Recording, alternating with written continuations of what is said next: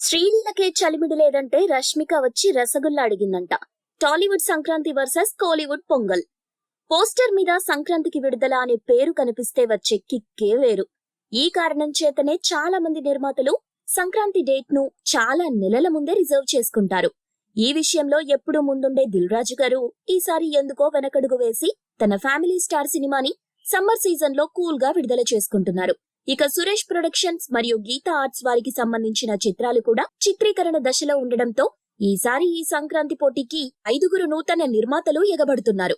వీరిలో చిన్నబాబు వంటి నిర్మాతకు గుంటూరు కారం సినిమాను సంక్రాంతికి విడుదల చేసుకోవడానికి ఆల్రెడీ అనుమతులు వచ్చేశాయి. దీంతో ఆ చిత్ర బృందం సంక్రాంతికి విడుదల అంటూ ప్రచారం మొదలెట్టేసింది. ఇక మరో నిర్మాత శ్రీనివాస చిట్టూరి కూడా హీరో నాగార్జున అండతో తన నాసామిరంగా చిత్రాన్ని కూడా పండుగ బరిలో నిలబెట్టి ధైర్యంగా సంక్రాంతి విడుదల అని చెప్పుకుంటున్నాడు. ఇలా ఈ 2 చిత్రాలకు సంక్రాంతి రైలులో బెర్త్ కన్ఫర్మ్ కాగా హనుమాన్, ఈగల్, సైంధవ చిత్ర నిర్మాతలకే కనీసం సీటు కూడా కన్ఫర్మ్ కాకపోవడంతో వెయిటింగ్ లిస్ట్ లో ఉండిపోయాడు. దీంతో పోస్టర్స్ ప్రింటింగ్ కూడా నిలిపివేశారని టాలీవుడ్ లో చర్చ నడుస్తోంది. ఇలా ఈ 3 చిత్రాల నిర్మాతలకు అసలే సీటు దొరుకుతుందా లేదా అనే టెన్షన్ తో ఇబ్బంది పడుతుంటే, మరోవైపు స్పెషల్ ట్రైన్ లో చెన్నై ఎక్స్ప్రెస్ లాగా దూసుకొస్తున్న తమిళ డబ్బింగ్ సినిమాలు ఆ 3 నిర్మాతలను మరింత టెన్షన్ పెట్టేస్తున్నాయి.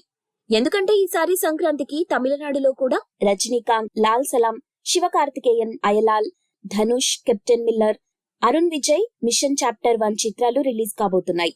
ఒకవేళ వీటిలో ఏ చిత్రమైనా డబ్బింగ్ అయి తెలుగులో రిలీజ్ అయితే సంక్రాంతికి వద్దామని నిర్ణయించుకుంటున్న 3వ తెలుగు సినిమాలకు ఇబ్బంది అవుతుంది. పాన్ ఇండియా లేని రోజుల్లోనే పేట, దర్బార్, వారసుడు, మాస్టర్, విశ్వాసం, తెగింపు వంటి చిత్రాలు సంక్రాంతికి రిలీజ్ అయి ఇక్కడ మంచి బిజినెస్ చేసుకుని వెళ్లాయి. మరి నేటివిటీతో సంబంధం లేకుండా కేవలం హీరోయిజం ఎలివేషన్ తో సినిమా హిట్ అవుతున్న ఈ రోజుల్లో ఏ సినిమా సంక్రాంతికి విడుదలై సంక్రాంతి విన్నర్ గా నిలుస్తుందో వేచి చూడాలి.